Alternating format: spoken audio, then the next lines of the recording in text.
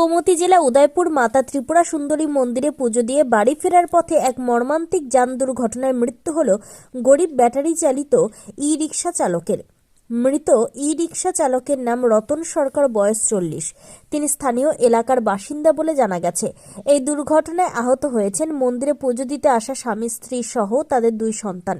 জানা গিয়েছে আগরতলা বাধারঘাট মাতৃপল্লী এলাকার বাসিন্দা বিপ্লব ভট্টাচার্য, যিনি পেশায় গ্রামে পঞ্চায়েত সেক্রেটারি।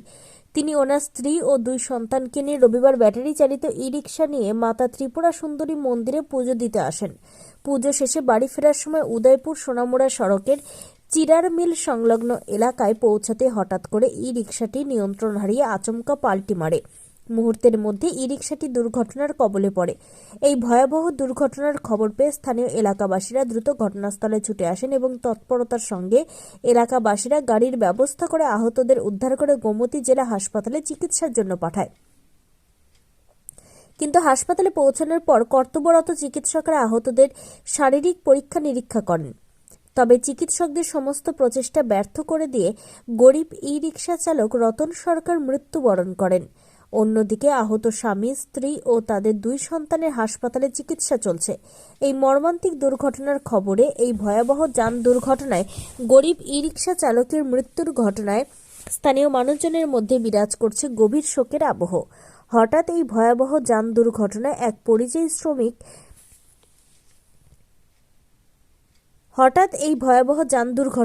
পরিযায়ী গরিব ই-রিকশা চালকের অকাল মৃত্যুতে শোকস্তব্ধ তার পরিবার পরিজন ও স্থানীয় বাসিন্দারা।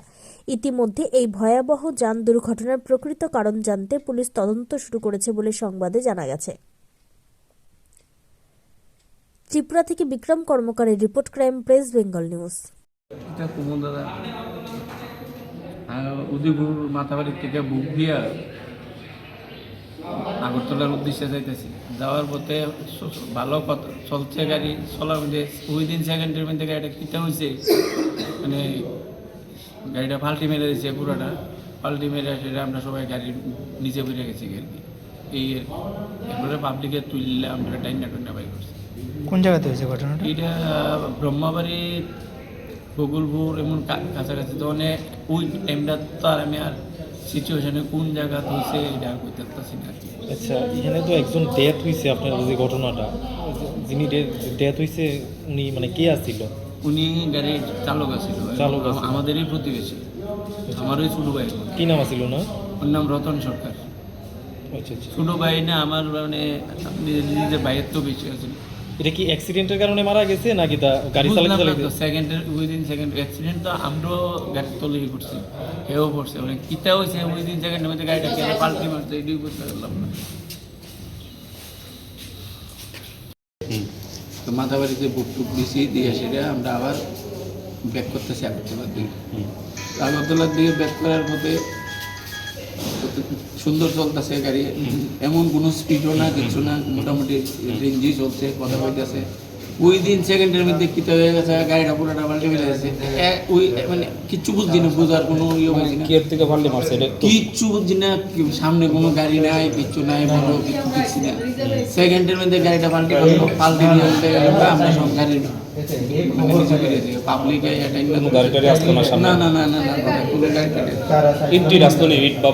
সামনে কি মানে ইট দেখছে না কিটা বাঁচাইতে গেছে বালু টালু, মানে সেকেন্ডের মধ্যে গাড়িটা পাল্টি মারছে। পাল্টি মারার পরে ওই আমরা মানে বাচ্চাটা চলে সব গাড়ি তুলে বেরিয়ে গেছি। ড্রাইভার সহ আপনারা 5 জন? আমরা 5 জন, 5 জনই গাড়ি তুলে বেরিয়ে গেছি। আপনার নাম কি? আমার নাম বিপ্লব ভট্টাচার্য। বাড়ি কোন জায়গায়? বাধারঘাট মাতৃপল্লী। আর ড্রাইভারের নাম কি? রতন সরকার। বাড়ি বাধারঘাট মাতৃপল্লী, পাড়ারই এক প্রতিবেশী। আচ্ছা আচ্ছা, ছোট ভাই স্যার, একদম ছোট ভাই, কত বেশি।